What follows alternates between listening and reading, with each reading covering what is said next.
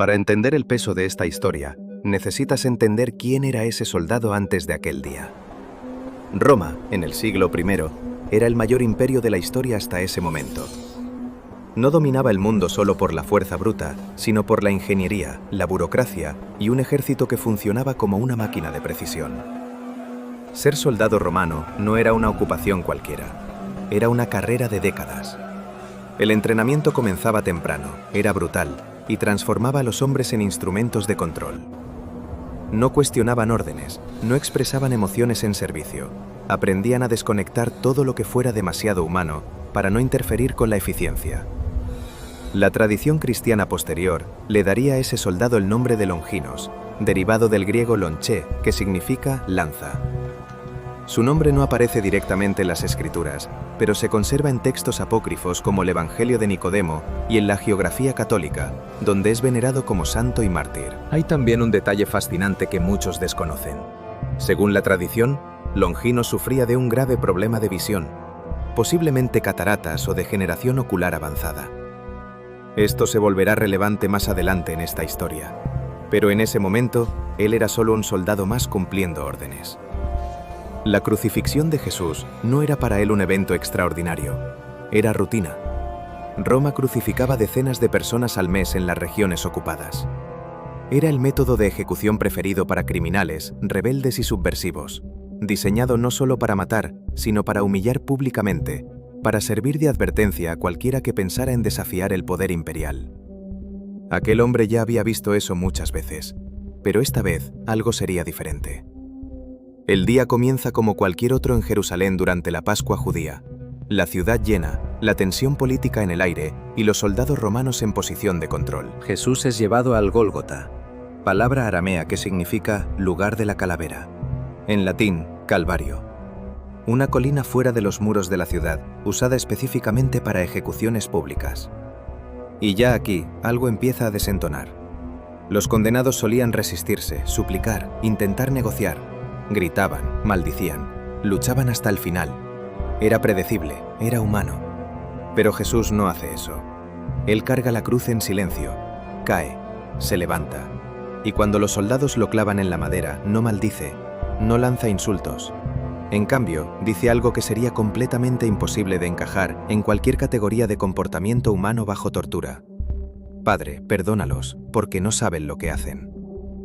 Piensa en lo que eso significa psicológicamente. Cuando alguien sufre injustamente, el cerebro activa un circuito de respuesta primaria: ira, defensa, agresión. Es automático, es neurológico. Es prácticamente imposible de suprimir bajo dolor extremo. Lo que aquel soldado estaba viendo no encajaba en ninguna estructura mental que él poseía. Y entonces, pasan las horas. Jesús está en la cruz. La multitud grita, se burla, provoca. Los líderes religiosos observan. Los otros dos condenados, uno a cada lado, reaccionan de formas opuestas. Uno lo insulta, el otro pide misericordia. Y Jesús responde a ese segundo hombre con una promesa que hasta hoy es estudiada por teólogos. Hoy estarás conmigo en el paraíso. El soldado oye todo.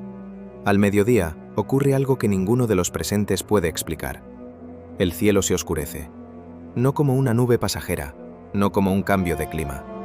El texto bíblico describe un oscurecimiento que duró 3 horas, de las 12 a las 15. Y esto no está solo en los evangelios. El historiador romano Flegonte de Trales, escribiendo en el siglo II, menciona un eclipse solar extraordinario ocurrido en la época del reinado de Tiberio, el emperador en el poder durante la crucifixión de Jesús. El filósofo Julio Africano y otros cronistas de la época intentaron explicar el fenómeno sin llegar a un consenso. El hecho es, ese momento fue registrado por múltiples fuentes como algo fuera de lo ordinario. Y el soldado está ahí, en la oscuridad, en silencio, con aquel hombre muriendo frente a él. Entonces la tierra tiembla, y en el templo de Jerusalén, a cientos de metros de allí, el velo que separaba el lugar santo del lugar santísimo se rasga de arriba a abajo. Una cortina de 18 metros de altura, tejida con considerable espesor, se divide sola. Para cualquier judío presente, el simbolismo era devastador. Ese velo representaba la separación entre Dios y los hombres. Y ese velo acababa de ser destruido. El soldado romano probablemente no conocía toda esa teología, pero conocía señales, y esas señales eran imposibles de ignorar.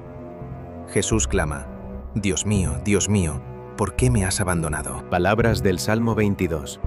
Una profecía escrita 1000 años antes, describiendo con detalles perturbadores exactamente lo que estaba ocurriendo en ese momento.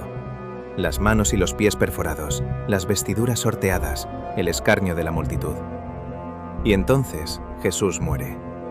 Los soldados reciben la orden de verificar los cuerpos. Era protocolo. Con la Pascua comenzando al atardecer, los judíos no querían cuerpos expuestos en sábado. Entonces los soldados quebraban las piernas de los condenados para acelerar la muerte. Sin las piernas para sostener el peso, la asfixia en la cruz llegaba rápidamente. Pero cuando llegan a Jesús, Él ya estaba muerto. Y es aquí donde Longinos entra directamente en la narrativa bíblica. Para asegurarse de que el hombre estaba realmente muerto, empuja la lanza por el lado derecho del tórax de Jesús, alcanzando el espacio pericárdico. El Evangelio de Juan registra que salió sangre y agua, un detalle anatómico que médicos modernos reconocen como indicativo de efusión pericárdica, acumulación de líquido alrededor del corazón, consistente con muerte por trauma. No estaba haciendo nada más que su trabajo, pero la tradición conserva lo que ocurrió después. Según los textos apócrifos, cuando la sangre de Jesús salpicó los ojos de Longinos, su visión fue restaurada. Y en ese momento, ciego que ahora veía, frente a aquel cuerpo, con la oscuridad que había pasado y la tierra que había temblado aún resonando en su memoria, pronuncia las palabras registradas en los evangelios sinópticos. Verdaderamente, este hombre era el Hijo de Dios. Observa lo que está ocurriendo aquí. No lo dice cuando Jesús sana enfermos. No lo dice cuando multiplica los panes o resucita a Lázaro. No lo dice cuando la multitud lo aclama al entrar en Jerusalén. Lo dice después de la muerte, cuando el espectáculo terminó. Cuando ya no había nada visible para sostener una creencia conveniente. Cuando todo indicaba derrota, silencio y final. Ese es el tipo de reconocimiento más raro y más costoso que existe. Los psicólogos llaman disonancia cognitiva al estado en que nuestras creencias entran en conflicto con lo que estamos experimentando. Y la respuesta estándar del cerebro humano ante ese conflicto es proteger la creencia, ignorar la evidencia, encontrar una explicación alternativa, hacer cualquier cosa para no tener que cambiar. Porque cambiar cuesta. Cuesta la identidad que construiste, cuesta la posición que ocupas, cuesta las certezas que te protegían. Aquel soldado lo sabía mejor que nadie. Porque si ese hombre en la cruz era realmente quien decía ser, entonces todo lo que él representaba, todo lo que defendía, todo lo que había obedecido durante años, estaba equivocado. Y aún así lo reconoció. ¿Cuántas veces ya entendiste algo importante demasiado tarde? La historia de Longinos no termina en el Gólgota. Según las tradiciones cristianas preservadas en textos como los Hechos de Pilato y relatos hagiográficos posteriores, no volvió a la vida normal. No pudo simplemente ignorar lo que había visto y seguir adelante. Abandonó el ejército romano, dejó Cesarea, donde estaba basada su unidad, y regresó a su región natal en Capadocia, en la actual Turquía central. Allí, según la tradición, pasó años viviendo de forma sencilla, enseñando sobre lo que había presenciado. Eso tuvo consecuencias severas. Las autoridades romanas lo persiguieron. Fue capturado, sometido a interrogatorio y torturado para que negara lo que afirmaba haber visto. Se negó. Fue ejecutado. No como un soldado muerto en batalla, con honor y reconocimiento de Roma, sino como alguien que había cambiado de lado, que había elegido la verdad que vio con sus propios ojos por encima de todo lo que le daba seguridad, identidad y pertenencia. La Iglesia Católica lo venera como mártir. Su fiesta se celebra el 15 de marzo. La lanza que utilizó, o lo que se cree que es, se conserva en el Vaticano como una de las reliquias más sagradas del catolicismo, llamada la Santa Lanza o Lanza del Destino. Y hay una profunda ironía en todo esto. El hombre enviado para garantizar la muerte de Jesús terminó siendo uno de los primeros en testificar su identidad. El hombre que atravesó el corazón de Cristo tuvo su propia vida atravesada por una verdad que ya no pudo ignorar. Hay algo en esta historia que va más allá de la religión, más allá de la historia antigua.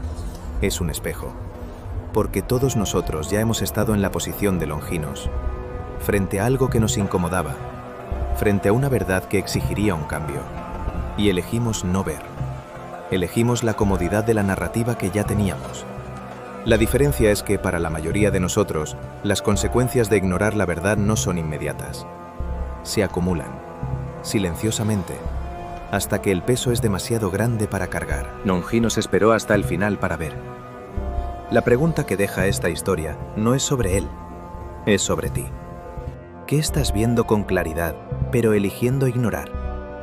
¿Y cuánto tiempo más vas a tardar en actuar? Porque el momento en que finalmente entiendes, no siempre es el momento en que todavía puedes hacer algo al respecto. Si esta historia te hizo pensar, entonces ya sabes qué hacer. Suscríbete al canal, porque cada semana hay una historia como esta, de personas que estuvieron frente a algo más grande que ellas y lo que hicieron con eso. El botón está ahí, la elección es tuya.